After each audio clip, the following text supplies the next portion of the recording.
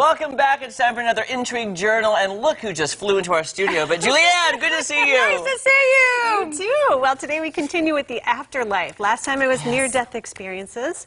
People who were clinically dead, and they went on to experience a little bit of the afterlife. Post-brain, consciousness outside of the brain, came back and told about it. So they had sort of a round-trip ticket. Today we're going to talk about the one-way ticket. End-of-life experiences.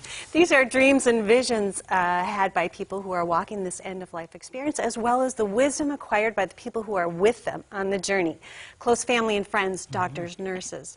Now, death can be a scary topic for some people because there's a lot of anxiety about it. But what I find is that the people who are closest to it are actually comforted by these stories. And I think in opening dialogue, in sharing stories, we lift the fear. We're able to then also experience the joy and beauty in dying. Yeah. Right? Because it is there. Okay. So I have, at the end of the segment, I have a very positive message, so stay tuned. Okay. We will.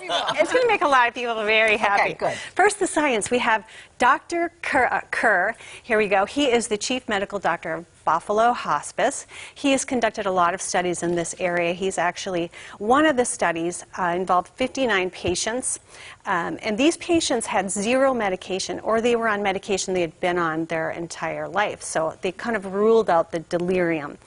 They did several interviews about dreams or visions these people had. 88% of them reported having at least one as they neared their death.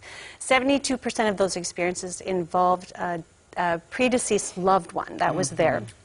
Now, 45% of them, these experiences happened in a dream state, but they describe them as something that seemed more real, more vivid, not your typical dream. 40% of them began in a dream state and then transitioned into a waking vision, and 15% of them happened in a waking vision. This seems really unusual to us, but it's heavily reported. People on the verge of death can see things we can't see. They have one foot in, 1 foot out, kind of a double exposure. They're able to see the people that have already passed along with the people that are there with them. Hospice nurses will tell us that they are not confused. We are the ones that are confused that they're having this very real experience, and it's important to affirm that. There's a very good story about a man named Walt. In the book Peaceful Passages, which I read, it's written by, here she is, Janet Weir, lovely woman, lots of wisdom. I got to talk to her yesterday. She has 27 years of hospice experience. This man by the name of Walt, actually, he had just been admitted to hospice. They were doing the intake for him, and he stopped the nurse and said, "I'm sorry, you're going to have to leave." And she says, "You want me to leave?" And he says, "Yes, yes, please," very matter-of-factly.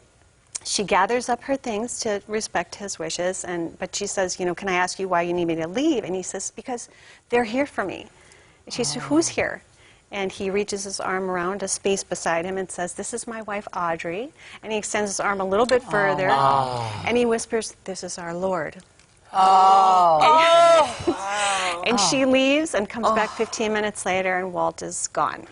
Do we have time for one question? Yes. Okay. Why is it sometimes they prefer to be alone? Because we don't understand? Maybe? Yes, it's just a comfort level. We're going to get to that too. Okay, good. Yeah. So lots of stories like that.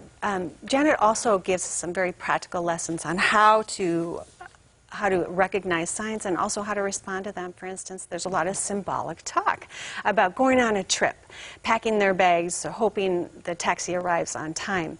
And it's important to affirm them in this and tell them your bags are packed, the taxi's going to arrive when it should, the flight's not going to be delayed, everything's okay. They need to know it's okay.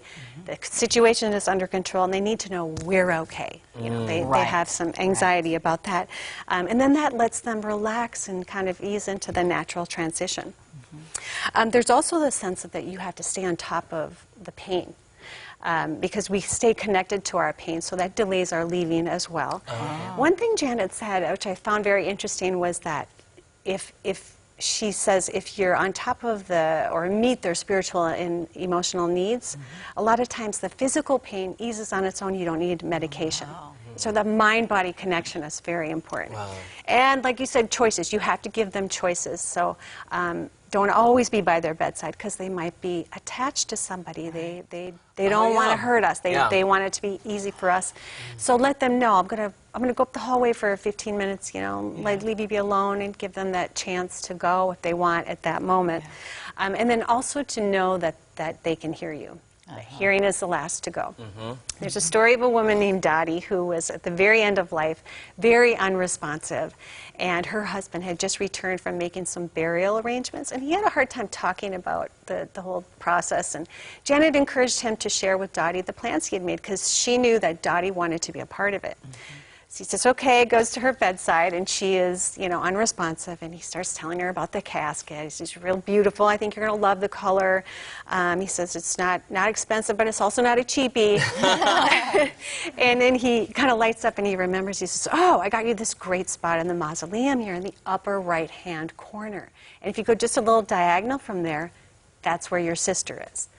At that point, the unresponsive Dottie opens one eye and says, how much did all of this cost us? Wow! Isn't that funny? It is so funny. Oh So my gosh. the point is, it's okay to experience all of life right up until the last moment, to all of the emotions. You don't have to remain in the sadness. You can be happy and have humor.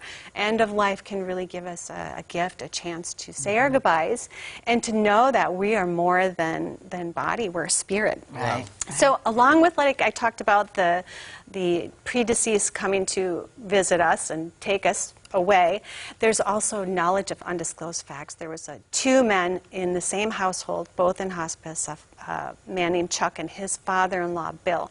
Bill dies first. They go down to tell Chuck in his room, and Chuck says, already has tears down his cheeks, and he says, I know, Bill stopped by, he said goodbye, and he says he's going to come back and get me when it's time. Oh, my. Oh, wow. Inexplicable strength in the last moments, visions of a spiritual being. I have a close friend who, his father, in the last week of his life, not a particularly religious person, but he would sit up and point to the corner and say, there's Jesus. Do you see him? And he'd look at it, do you see him? Wow. Knowledge of when death might occur. So sometimes the hospice nurse will say, I'm going on vacation for a couple days. I'll see you when I get back. And no, I won't be here when you're back. Oh, wow. Yeah. Choice over death. Sometimes they're telling them, don't go away. I'm not ready for you yet. Oh, yeah. I've heard of that. And some of the nurses and people near the bedside will see a mist rise when the person passes, or a glow, or a violet, or a... And sometimes there's just a sudden open of the eyes and a look into the distance, and they smile and take their last breath. And Wow. That's what happened to my grandma. I was not there, she passed, but my grandmother's known for her eyes and the sparkle in her eye. My grandmother opened the eye, the sparkle, and my Aunt Beth said, and then the sparkle was gone. Yes, and I've It heard was about like, you that see sparkle. that, you see the sparkle, and then it's gone. Yes, yes. Now the Steve Jobs, perfect example. Those were his last words. Oh, my goodness. Oh, wow. Oh, And wow. he's a known wow. atheist, I believe. Yeah. Isn't it, right? That means Jesus forgave him for not believing. Love that. Love that. That's what I say. Julianne, we just got a minute left. Oh, okay. So I just wanted to go to the promised positive message. Let me just set it up here. Yeah. This is a hospice nurse talking about a patient that was having a waking vision and describing it to his family there. Let's see what she says. He said, I can see, and it's beautiful here. It's beautiful. He goes, there's animals. And then he stopped, and he looked at his son, and he says, your dog is here. Yeah. And so, of course, now we're all crying, you know. And then it was like probably an hour and a half later that he died.